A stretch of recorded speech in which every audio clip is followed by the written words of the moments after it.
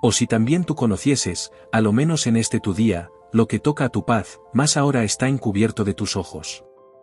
Porque vendrán días sobre ti, que tus enemigos te cercarán con baluarte, y te pondrán cerco, y de todas partes te pondrán en estrecho, y te derribarán a tierra, y a tus hijos dentro de ti, y no dejarán sobre ti piedra sobre piedra, por cuanto no conociste el tiempo de tu visitación.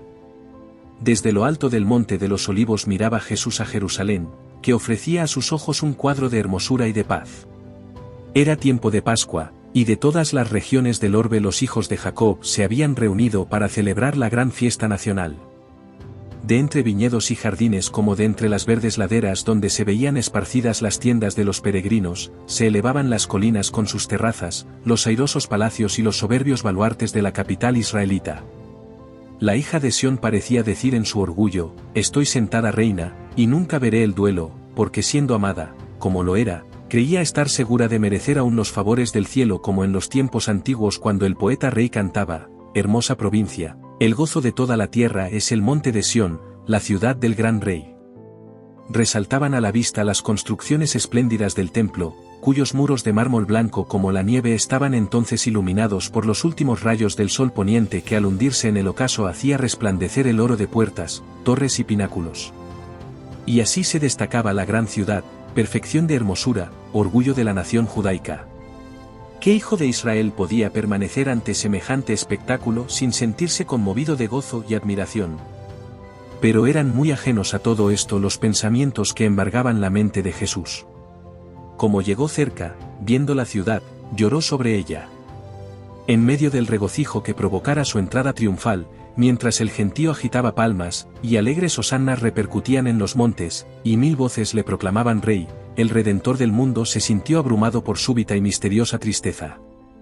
Él, el Hijo de Dios, el prometido de Israel, que había vencido a la muerte arrebatándole sus cautivos, lloraba, no presa de común abatimiento, sino dominado por intensa e irreprimible agonía. No lloraba por sí mismo, por más que supiera a dónde iba, el Getsemaní, lugar de su próxima y terrible agonía, que se extendía ante su vista. La puerta de las ovejas se divisaba también, por ella habían entrado durante siglos y siglos las víctimas para el sacrificio, y pronto iba a abrirse para él, cuando como cordero fuera llevado al matadero.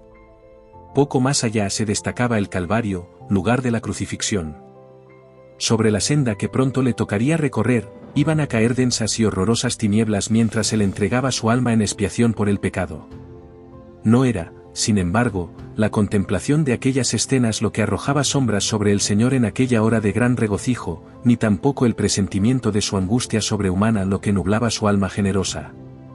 Lloraba por el fatal destino de los millares de Jerusalén, por la ceguedad y por la dureza de corazón de aquellos a quienes él viniera a bendecir y salvar. La historia de más de 1000 años durante los cuales Dios extendiera su favor especial y sus tiernos cuidados en beneficio de su pueblo escogido, se desarrollaba ante los ojos de Jesús. Allí estaba el monte Moria, donde el Hijo de la promesa, cual mansa víctima que se entrega sin resistencia, fue atado sobre el altar como emblema del sacrificio del Hijo de Dios. Allí fue donde se lo habían confirmado al Padre de los creyentes el pacto de bendición y la gloriosa promesa de un Mesías. Allí era donde las llamas del sacrificio, al ascender al cielo desde la era de Ornán, habían desviado la espada del ángel exterminador, símbolo adecuado del sacrificio de Cristo y de su mediación por los culpables.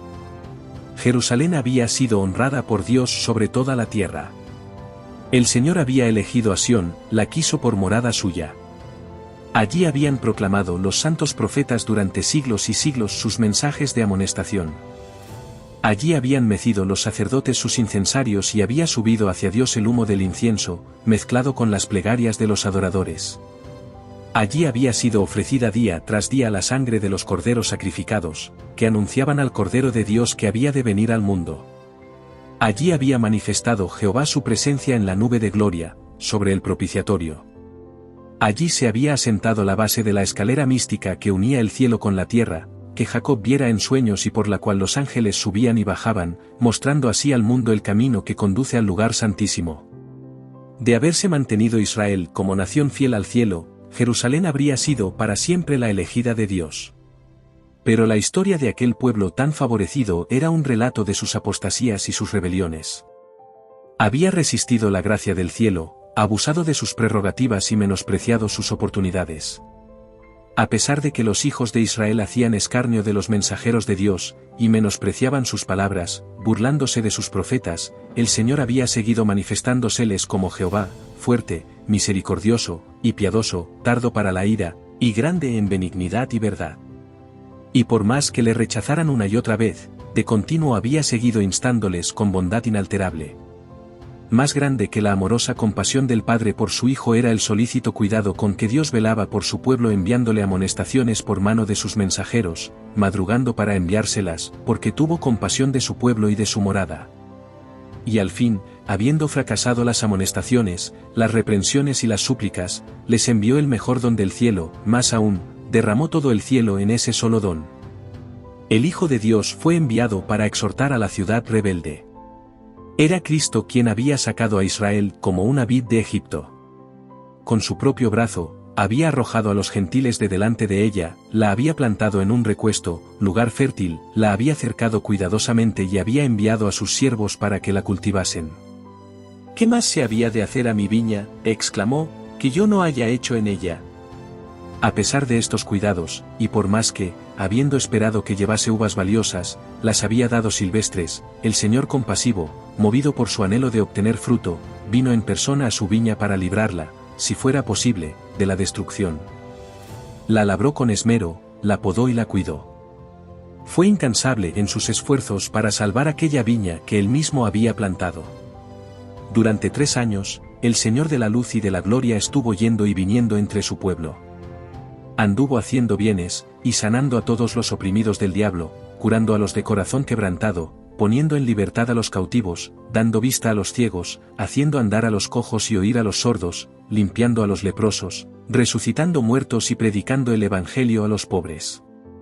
A todas las clases sociales por igual dirigía el llamamiento de gracia: venid a mí todos los que estáis trabajados y cargados, que yo os haré descansar.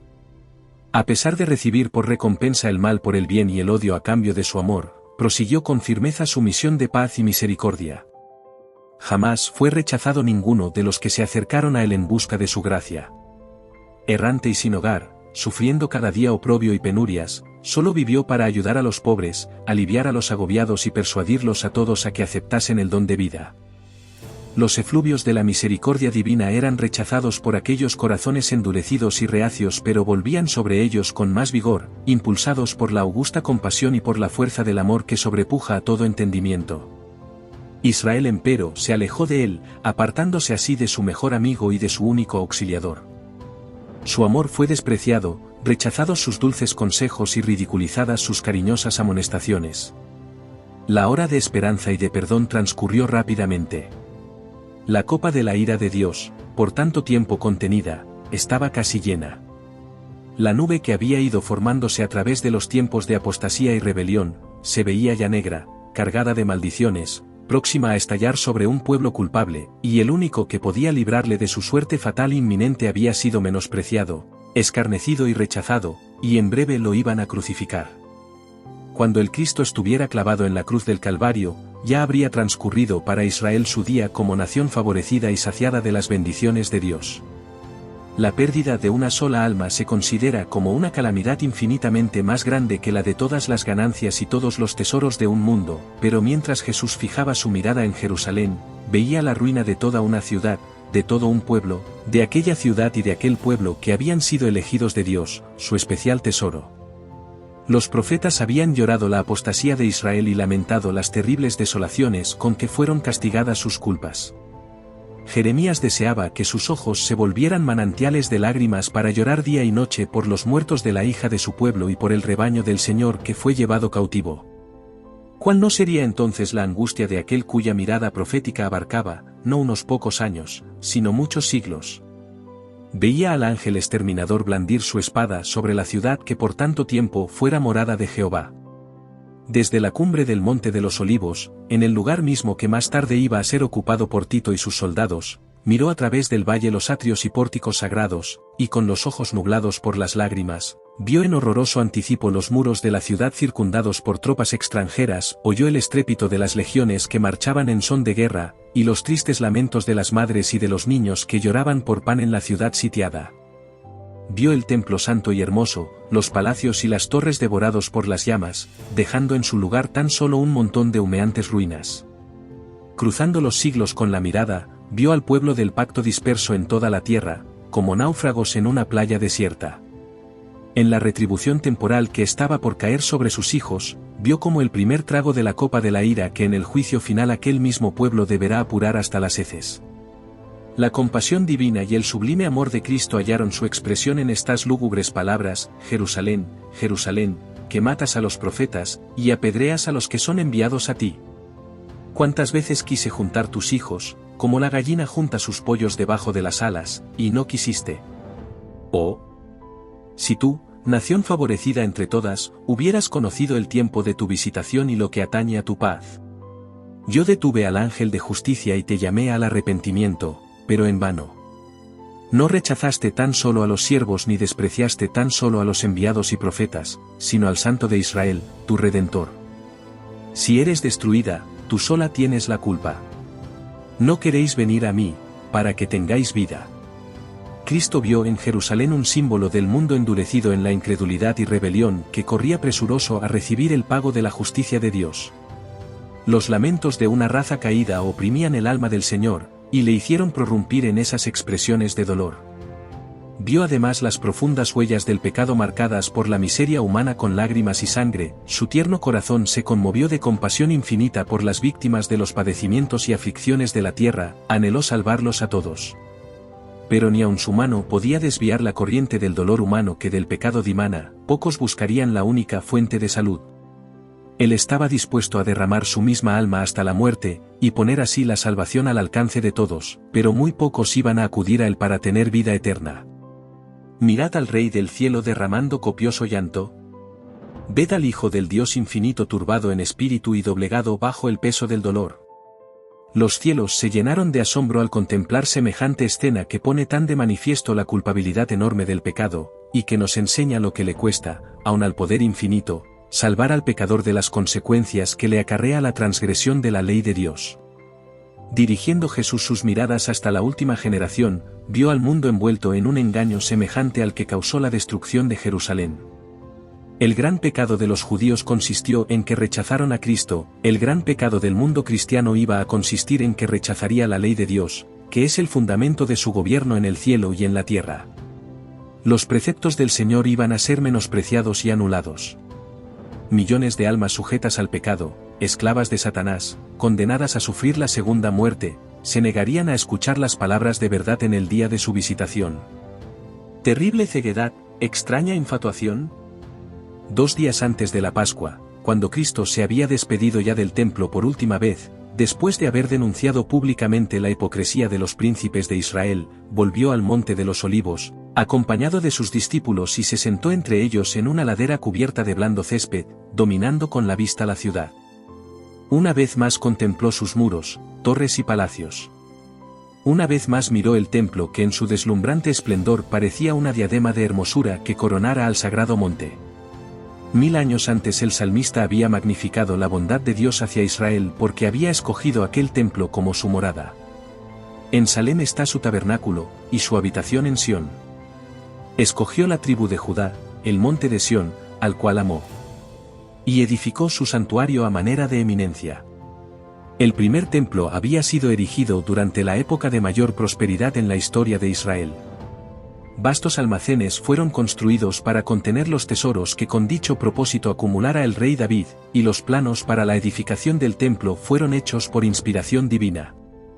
Salomón, el más sabio de los monarcas de Israel, completó la obra.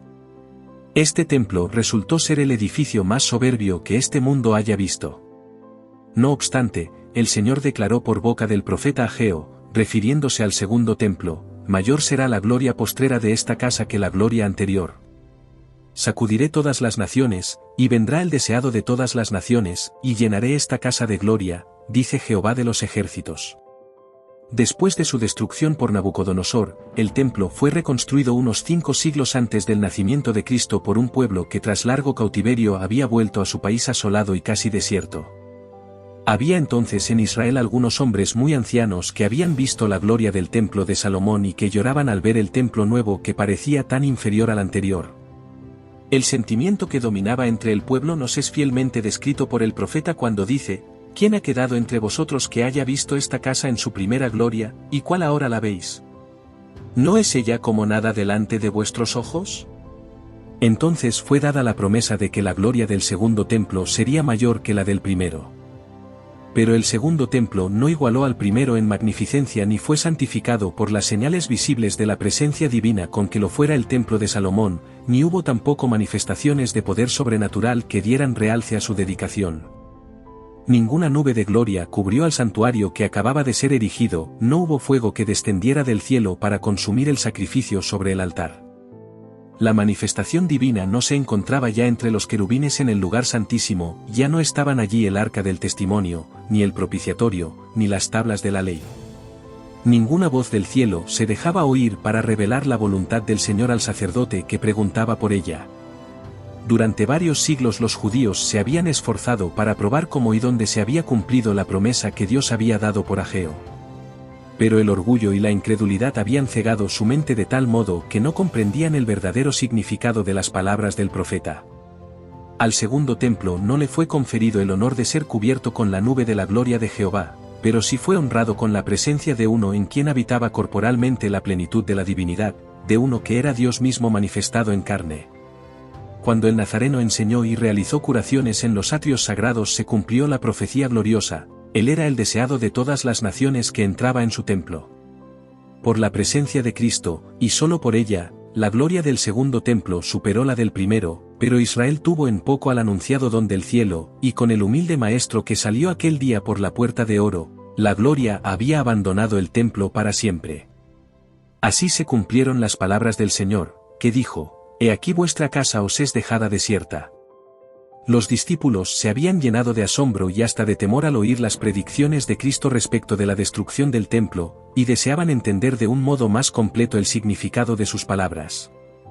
Durante más de 40 años se habían prodigado riquezas, trabajo y arte arquitectónico para enaltecer los esplendores y la grandeza de aquel templo.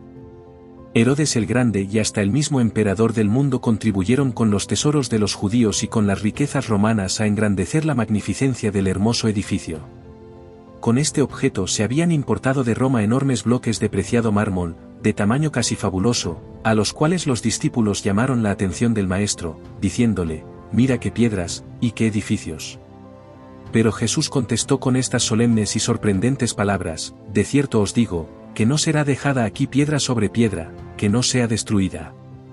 Los discípulos creyeron que la destrucción de Jerusalén coincidiría con los sucesos de la venida personal de Cristo revestido de gloria temporal para ocupar el trono de un imperio universal, para castigar a los judíos impenitentes y libertar a la nación del yugo romano. Cristo les había anunciado que volvería, y por eso al oírle predecir los juicios que amenazaban a Jerusalén, se figuraron que ambas cosas sucederían al mismo tiempo y al reunirse en derredor del Señor en el Monte de los Olivos, le preguntaron: «¿Cuándo serán estas cosas, y qué señal habrá de tu venida, y del fin del mundo?». Lo porvenir les era misericordiosamente velado a los discípulos. De haber visto con toda claridad esos dos terribles acontecimientos futuros, los sufrimientos del Redentor y su muerte, y la destrucción del templo y de la ciudad, los discípulos hubieran sido abrumados por el miedo y el dolor. Cristo les dio un bosquejo de los sucesos culminantes que habrían de desarrollarse antes de la consumación de los tiempos.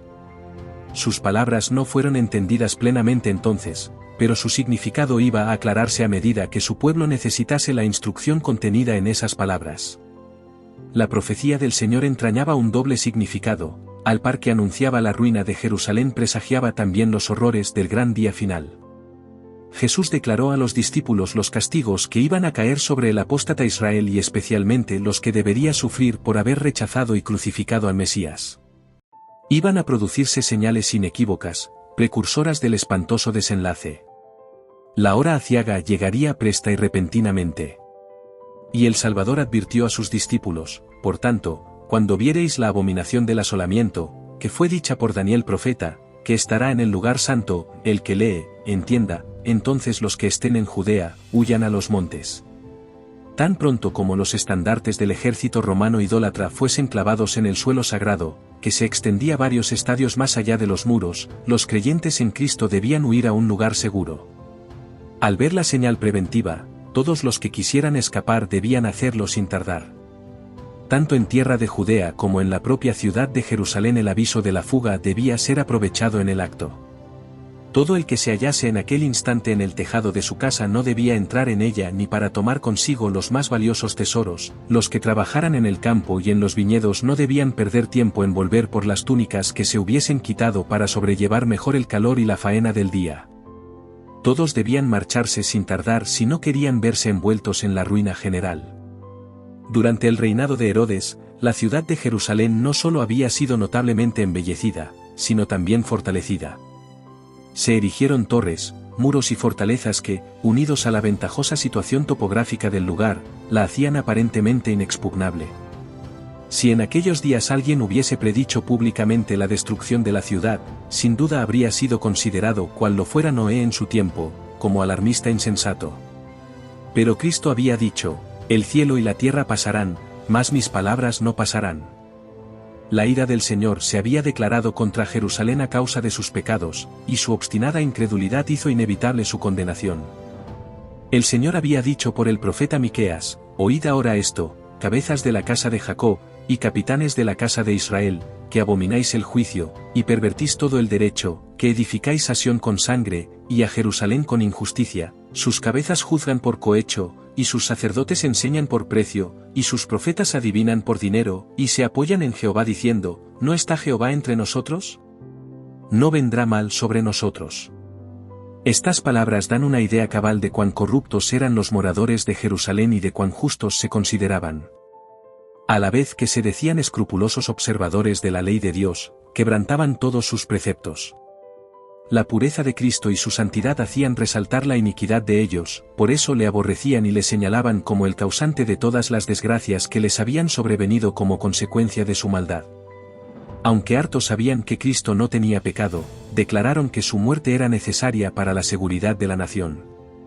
Los príncipes de los sacerdotes y los fariseos decían: si le dejamos así, todos creerán en él, y vendrán los romanos y destruirán nuestro lugar y nuestra nación. Si se sacrificaba a Cristo, pensaban ellos, podrían ser otra vez un pueblo fuerte y unido. Así discurrían, y convinieron con el sumo sacerdote en que era mejor que uno muriera y no que la nación entera se perdiese. Así era como los príncipes judíos habían edificado a Sión con sangre, y a Jerusalén con iniquidad, y al paso que sentenciaban a muerte a su Salvador porque les echara en cara sus iniquidades, se atribuían tanta justicia que se consideraban el pueblo favorecido de Dios y esperaban que el Señor viniese a librarlos de sus enemigos. Por tanto, había añadido el profeta: a causa de vosotros será Sión arada como campo, y Jerusalén será majanos, y el monte de la casa como cumbres de breñal. Dios aplazó sus juicios sobre la ciudad y la nación hasta cosa de 40 años después que Cristo hubo anunciado el castigo de Jerusalén. Admirable fue la paciencia que tuvo Dios con los que rechazaran su evangelio y asesinaran a su Hijo. La parábola de la higuera estéril representa el trato bondadoso de Dios con la nación judía. Ya había sido dada la orden: córtala. ¿Por qué ocupará aún la tierra? Pero la divina misericordia la preservó por algún tiempo. Había todavía muchos judíos que ignoraban lo que habían sido el carácter y la obra de Cristo. Y los hijos no habían tenido las oportunidades ni visto la luz que sus padres habían rechazado. Por medio de la predicación de los apóstoles y de sus compañeros, Dios iba a hacer brillar la luz sobre ellos para que pudiesen ver cómo se habían cumplido las profecías, no únicamente las que se referían al nacimiento y vida del Salvador, sino también las que anunciaban su muerte y su gloriosa resurrección. Los hijos no fueron condenados por los pecados de sus padres, pero cuando, conociendo ya plenamente la luz que fuera dada a sus padres, rechazaron la luz adicional que a ellos mismos les fuera concedida, entonces se hicieron cómplices de las culpas de los padres y colmaron la medida de su iniquidad. La longanimidad de Dios hacia Jerusalén no hizo sino confirmar a los judíos en su terca impenitencia. Por el odio y la crueldad que manifestaron hacia los discípulos de Jesús rechazaron el último ofrecimiento de misericordia. Dios les retiró entonces su protección y dio rienda suelta a Satanás y a sus ángeles, y la nación cayó bajo el dominio del caudillo que ella misma se había elegido. Sus hijos menospreciaron la gracia de Cristo, que los habría capacitado para subyugar sus malos impulsos, y éstos los vencieron. Satanás despertó las más fieras y degradadas pasiones de sus almas. Los hombres ya no razonaban, completamente dominados por sus impulsos y su ira ciega. En su crueldad se volvieron satánicos. Tanto en la familia como en la nación, en las clases bajas como en las clases superiores del pueblo, no reinaban más que la sospecha, la envidia, el odio, el altercado, la rebelión y el asesinato. No había seguridad en ninguna parte.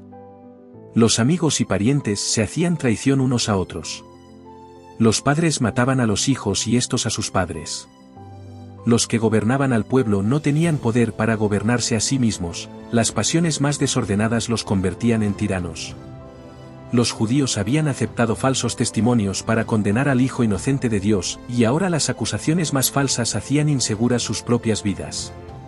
Con sus hechos habían expresado desde hacía tiempo sus deseos: quitad de delante de nosotros al Santo de Israel, y ya dichos deseos se habían cumplido.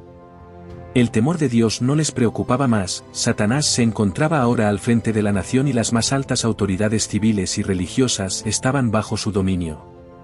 Los jefes de los bandos opuestos hacían a veces causa común para despojar y torturar a sus desgraciadas víctimas, y otras veces esas mismas facciones peleaban unas con otras y se daban muerte sin misericordia, ni la santidad del templo podía refrenar su ferocidad.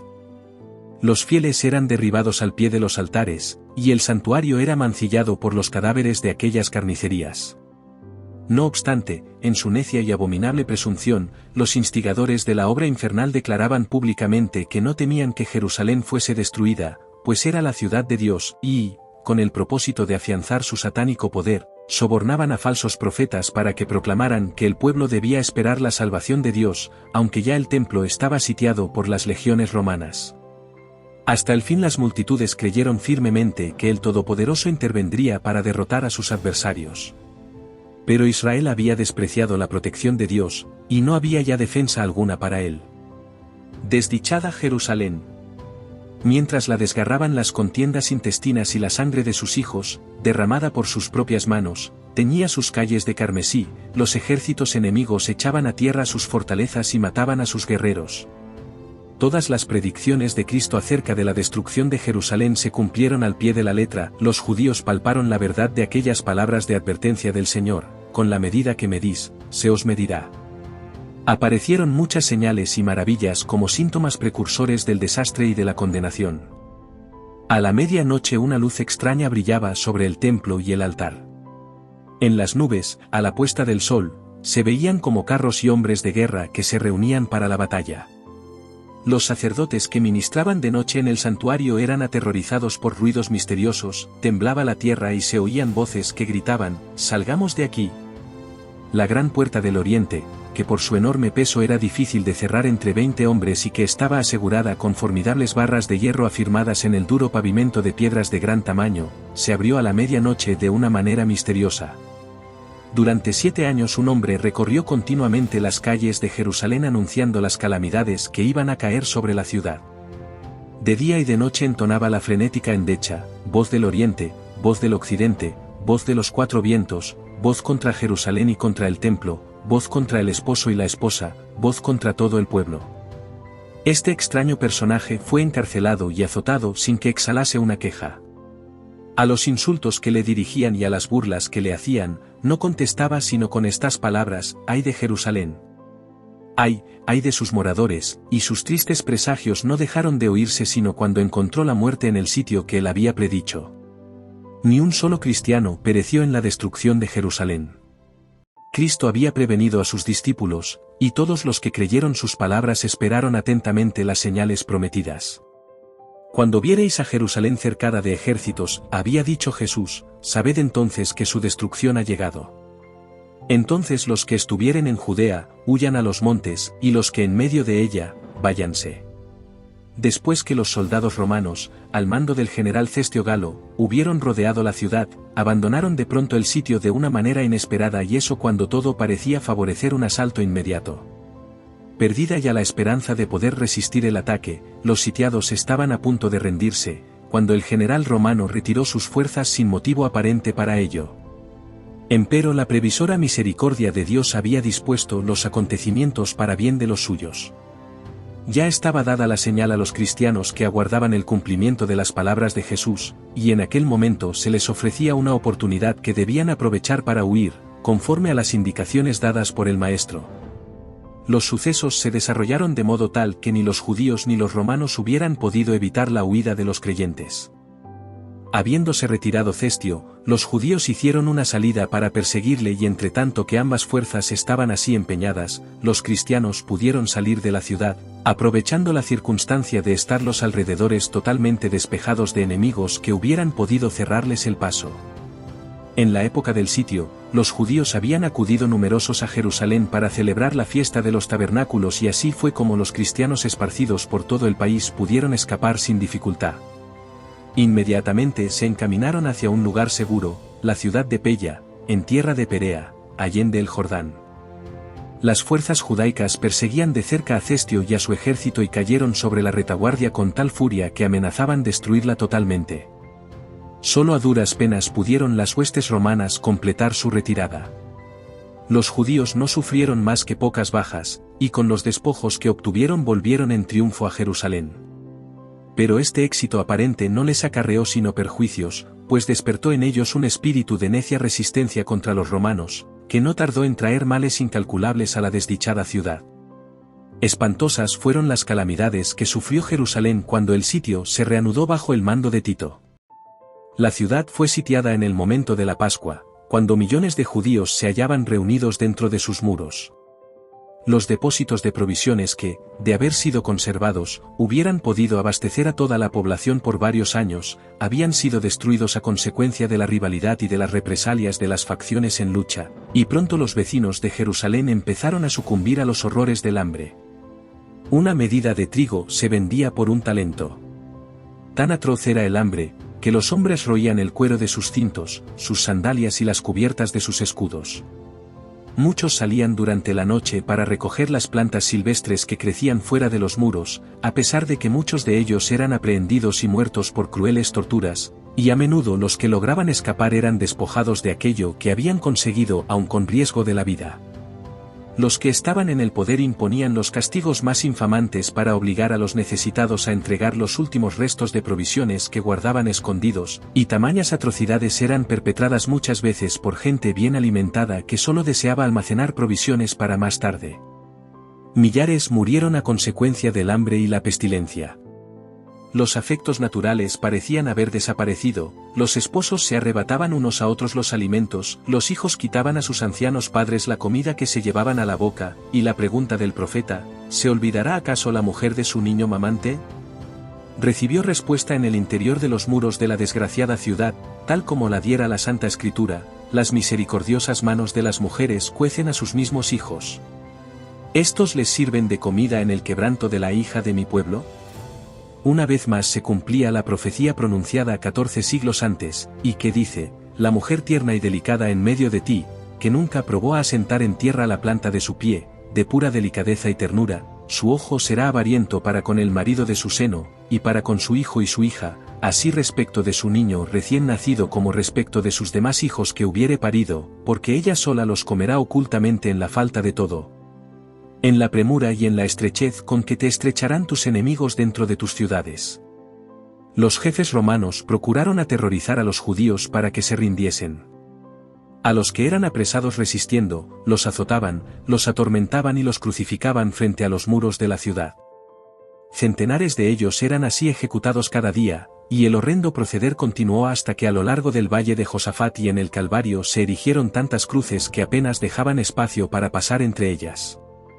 Así fue castigada aquella temeraria imprecación que lanzara el pueblo en el tribunal de Pilato, al exclamar, recaiga su sangre sobre nosotros, y sobre nuestros hijos. De buen grado, hubiera Tito hecho cesar tan terribles escenas y ahorrado a Jerusalén la plena medida de su condenación. Le horrorizaba ver los montones de cadáveres en los valles. Como obsesionado, miraba desde lo alto del monte de los Olivos el magnífico templo y dio la orden de que no se tocara una sola de sus piedras. Antes de hacer la tentativa de apoderarse de esa fortaleza, dirigió un fervoroso llamamiento a los jefes judíos para que no le obligasen a profanar con sangre el lugar sagrado. Si querían salir a pelear en cualquier otro sitio, ningún romano violaría la santidad del templo. Josefo mismo, En elocuentísimo discurso, les rogó que se entregasen, para salvarse a sí mismos, a su ciudad y su lugar de culto. Pero respondieron a sus palabras con maldiciones, y arrojaron dardos a su último mediador humano mientras alegaba con ellos. Los judíos habían rechazado las súplicas del Hijo de Dios, y ahora cualquier otra instancia o amonestación no podía obtener otro resultado que inducirlos a resistir hasta el fin. Vanos fueron los esfuerzos de Tito para salvar el templo. Uno mayor que él había declarado que no quedaría piedra sobre piedra que no fuese derribada. La ciega obstinación de los jefes judíos y los odiosos crímenes perpetrados en el interior de la ciudad sitiada excitaron el horror y la indignación de los romanos, y finalmente Tito dispuso tomar el templo por asalto. Resolvió, sin embargo, que si era posible evitaría su destrucción.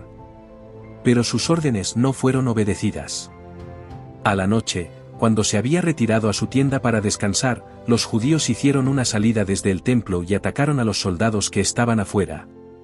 Durante la lucha, un soldado romano arrojó al pórtico por una abertura un leño encendido, e inmediatamente ardieron los aposentos enmaderados de cedro que rodeaban el edificio santo. Tito acudió apresuradamente, seguido por sus generales y legionarios, y ordenó a los soldados que apagasen las llamas. Sus palabras no fueron escuchadas. Furiosos, los soldados arrojaban teas encendidas en las cámaras contiguas al templo y con sus espadas degollaron a gran número de los que habían buscado refugio allí. La sangre corría como agua por las gradas del templo. Miles y miles de judíos perecieron. Por sobre el ruido de la batalla, se oían voces que gritaban, y Chabot, la gloria se alejó. Tito vio que era imposible contener el furor de los soldados enardecidos por la lucha, y con sus oficiales se puso a contemplar el interior del sagrado edificio. Su esplendor los dejó maravillados, y como él notase que el fuego no había llegado aún al lugar santo, hizo un postrer esfuerzo para salvarlos saliendo precipitadamente y exhortando con energía a los soldados para que se empeñasen en contener la propagación del incendio. El centurión Liberalis hizo cuanto pudo con su insignia de mando para conseguir la obediencia de los soldados, pero ni siquiera el respeto al emperador bastaba ya para apaciguar la furia de la soldadesca contra los judíos y su ansia insaciable de saqueo. Todo lo que los soldados veían en torno suyo estaba revestido de oro y resplandecía a la luz siniestra de las llamas, lo cual les inducía a suponer que habría en el santuario tesoros de incalculable valor. Un soldado romano, sin ser visto, arrojó una tea encendida entre los goznes de la puerta y en breves instantes todo el edificio era presa de las llamas. Los oficiales se vieron obligados a retroceder ante el fuego y el humo que los cegaba, y el noble edificio quedó entregado a su fatal destino. Aquel espectáculo llenaba de espanto a los romanos. ¿Qué sería para los judíos? Toda la cumbre del monte que dominaba la ciudad despedía fulgores como el cráter de un volcán en plena actividad. Los edificios iban cayendo a tierra uno tras otro, en medio de un estrépito tremendo y desaparecían en el abismo ardiente. Las techumbres de cedro eran como sábanas de fuego, los dorados capiteles de las columnas relucían como espigas de luz rojiza y los torreones inflamados despedían espesas columnas de humo y lenguas de fuego. Las colinas vecinas estaban iluminadas y dejaban ver grupos de gentes que se agolpaban por todas partes siguiendo con la vista, en medio de horrible inquietud, el avance de la obra destructora. Los muros y las alturas de la ciudad estaban llenos de curiosos que ansiosos contemplaban la escena, algunos con rostros pálidos por hallarse presa de la más atroz desesperación, otros encendidos por la ira al ver su impotencia para vengarse. El tumulto de las legiones romanas que desbandadas corrían de acá para allá, y los agudos lamentos de los infelices judíos que morían entre las llamas, se mezclaban con el chisporroteo del incendio y con el estrépito de los derrumbes.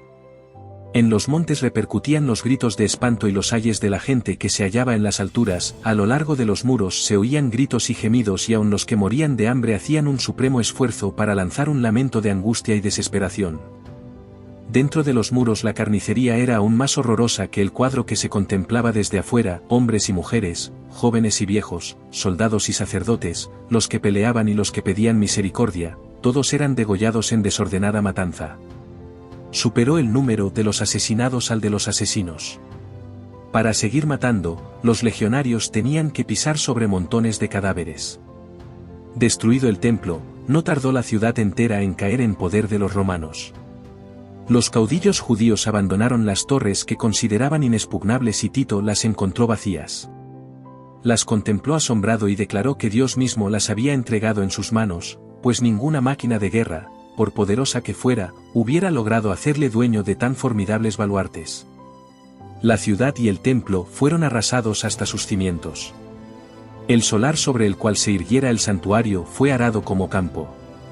En el sitio y en la mortandad que le siguió perecieron más de 1 millón de judíos, los que sobrevivieron fueron llevados cautivos, vendidos como esclavos, conducidos a Roma para enaltecer el triunfo del conquistador, arrojados a las fieras del circo o desterrados y esparcidos por toda la tierra.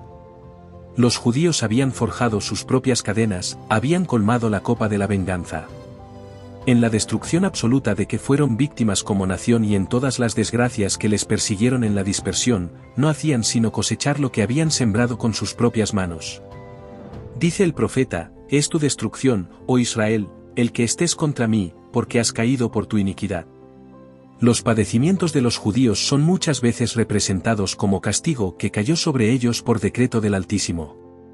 Así es como el gran engañador procura ocultar su propia obra. Por la tenacidad con que rechazaron el amor y la misericordia de Dios, los judíos le hicieron retirar su protección, y Satanás pudo regirlos como quiso. Las horrorosas crueldades perpetradas durante la destrucción de Jerusalén demuestran el poder con que se ensaña Satanás sobre aquellos que ceden a su influencia. No podemos saber cuánto debemos a Cristo por la paz y la protección de que disfrutamos.